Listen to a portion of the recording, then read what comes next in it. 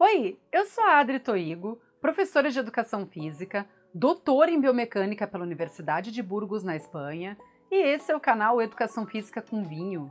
Se tu ainda não és inscrito nesse canal, te inscreve, ativa o sininho para receber notificações de vídeos novos e já deixa um like agora no início para o YouTube entregar esse vídeo para outras pessoas.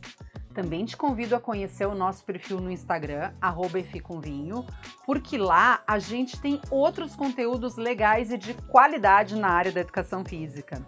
Lá também sempre te avisamos quando publicamos vídeos novos. Esse é o 9º vídeo sobre estratégias e desafios no ensino da educação física escolar nos anos iniciais. O vídeo de hoje complementa o tema dos 2 anteriores que tratam de estratégias de aprendizagem. No primeiro deles, falei sobre o engajamento dos alunos e no segundo, sobre a demonstração, que é o processo pelo qual o aluno reproduz uma ação exibida por um modelo. Hoje vamos conversar sobre dicas verbais e feedback. Então, produção, roda a vinheta!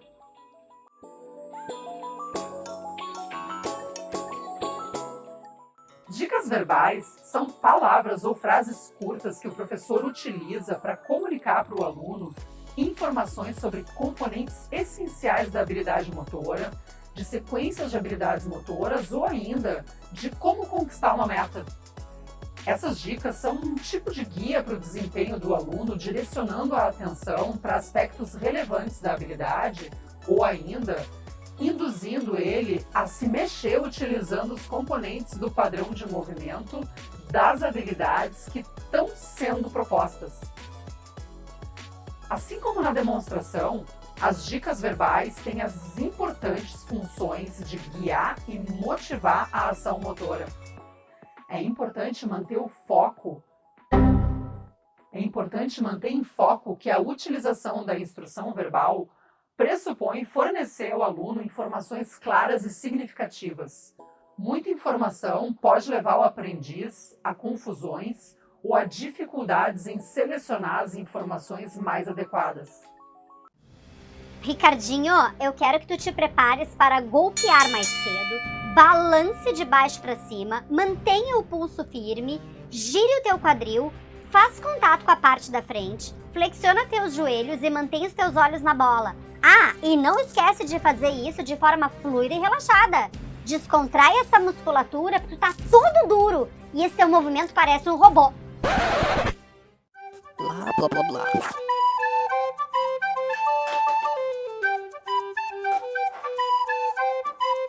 Blá, blá, blá, blá. Blá, blá, blá, blá. Tá bom.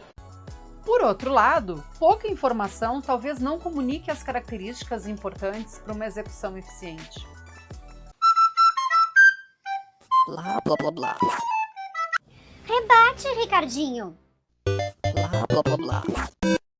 Blá, blá, blá, blá. Ainda, as dicas verbais, muitas vezes adotadas pelo professor, podem não atingir os objetivos em decorrência da inadequação à linguagem da criança. Ricardinho, por obséquio, poderias alçar o cotovelo em uma posição póstero superior à tua coluna cervical, com rotação da tua articulação glenomeral e diopino imprimir aceleração angular à raquete, de modo a provocar o elemento surpresa ao oponente, impedindo que não consiga nem de soslaio observar a trajetória da bolinha? Blá, blá, blá, blá. Essa dificuldade pode ser facilmente resolvida combinando as dicas verbais com os alunos para que eles consigam entender exatamente o que deve ser feito. Eventualmente, assistir aos programas que eles gostam para pegar movimentos dos personagens favoritos que representem as habilidades que precisam ser aprendidas pode ser uma boa estratégia.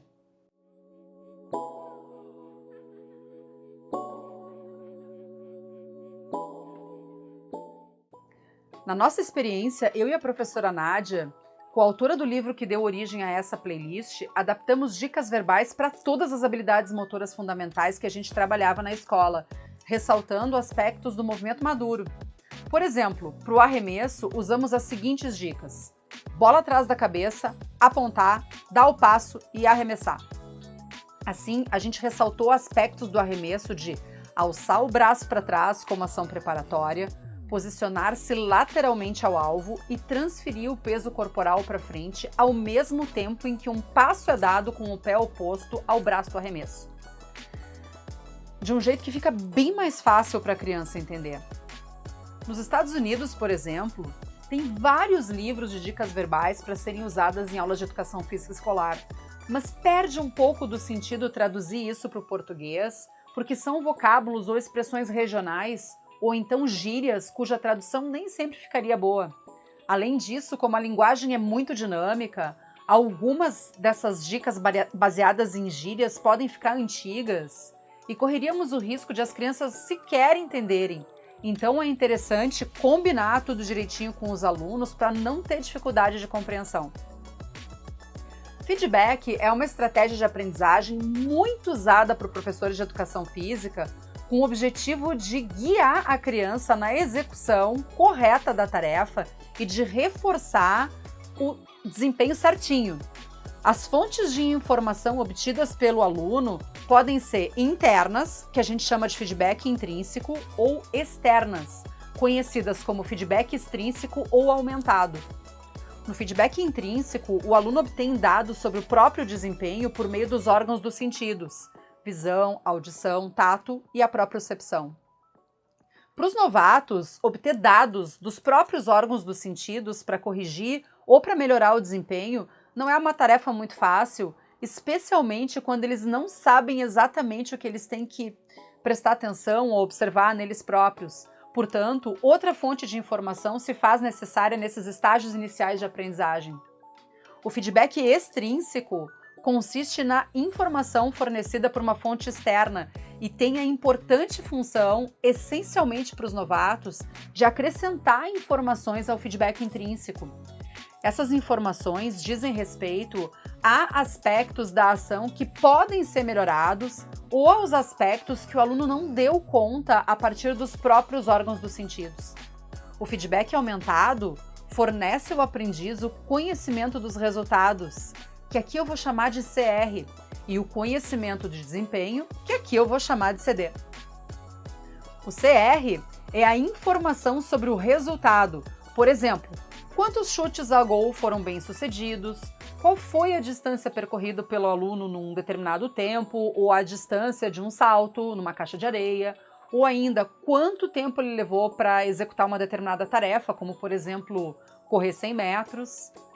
A utilização desse CR de forma eficaz acontece mais frequentemente com praticantes mais experientes, porque eles já sabem como mudar o movimento para alterar o resultado. Já o CD é dado por um instrutor, professor ou um técnico que fornece o feedback sobre a natureza ou o processo do movimento. Por exemplo, a tua aproximação da bola foi bem boa, mas precisa da próxima vez tentar posicionar o pé de apoio do lado da bola antes de chutar.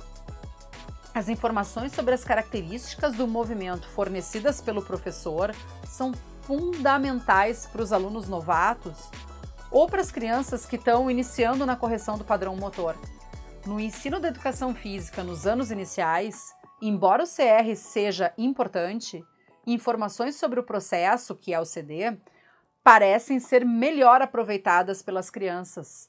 Lembra da diferença entre processo e produto? Produto é resultado e processo é a forma de executar o movimento. Então, primeiro, qualidade. Depois a gente pensa em quantidade.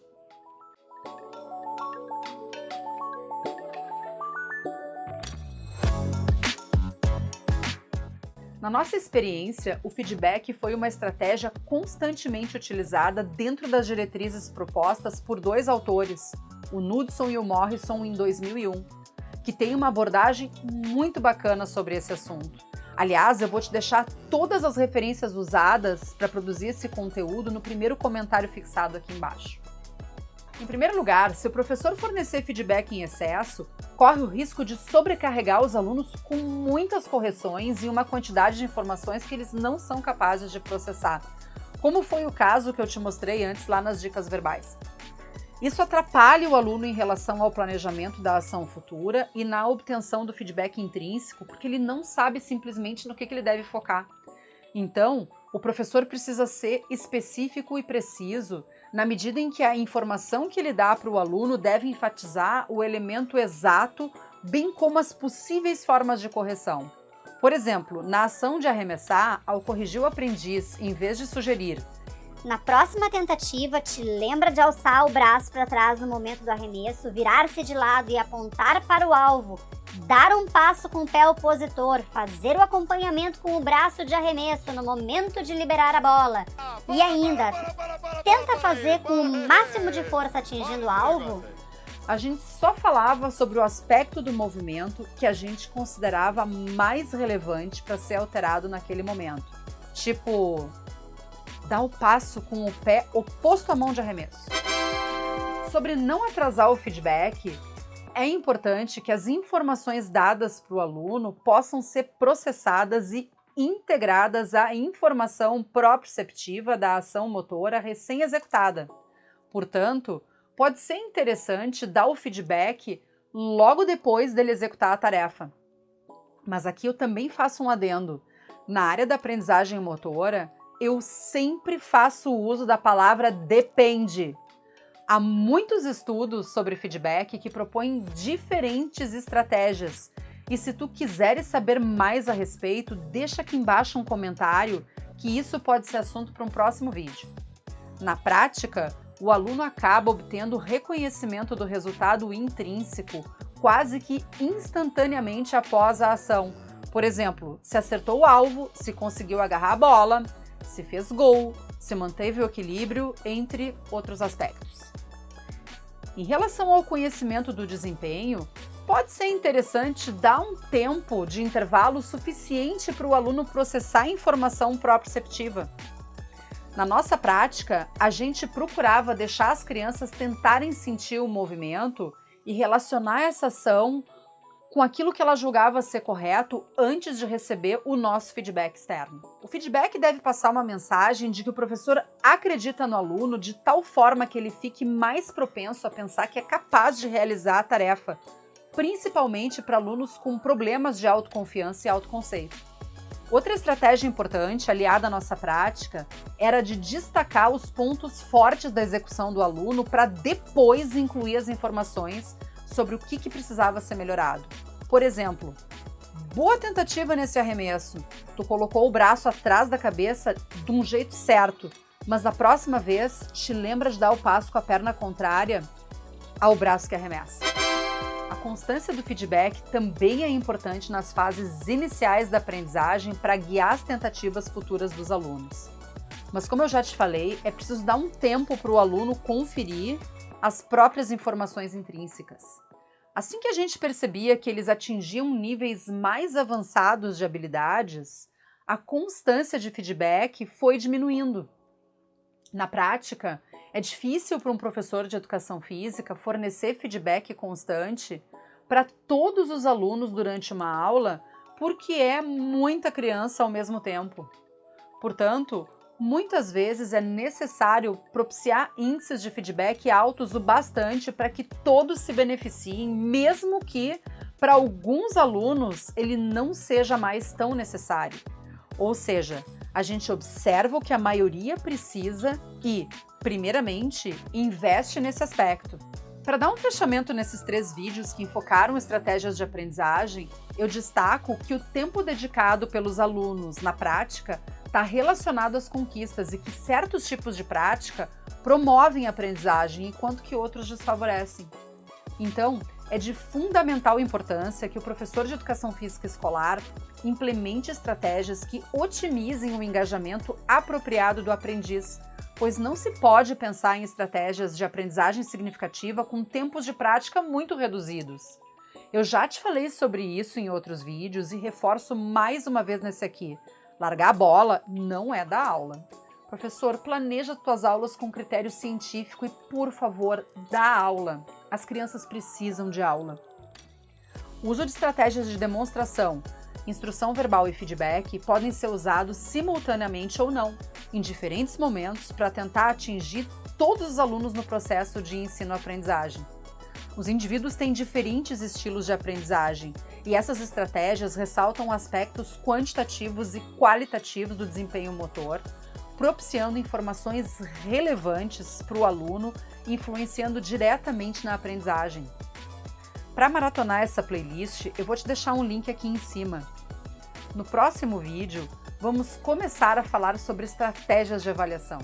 Se tu ficaste comigo até agora, é porque provavelmente gostaste desse vídeo. Então, não esquece de verificar se estás inscrito nesse canal, ativa o sininho para receber todas as notificações de vídeos novos. E se esse conteúdo te ajudou, deixa um like pra gente para que possa chegar em outras pessoas. Essas pequenas ações são um gesto de carinho com a gente e ajudam muito o nosso trabalho. Compartilha esse vídeo com os teus colegas de profissão e fica à vontade de deixar um comentário, uma dúvida ou uma sugestão aqui embaixo para nós. Se podes contribuir para que a gente continue produzindo conteúdo baseado em ciência de forma gratuita, podes nos ajudar com qualquer valor aqui pelo nosso Pix. Se não conheces o nosso perfil no Instagram, é esse aqui, @eficomvinho. Lá a gente sempre te avisa de vídeos novos e te entregamos outros conteúdos variados e de qualidade na aula de educação física. Hoje eu vou ficando por aqui. Um beijo da bruxa e até a próxima!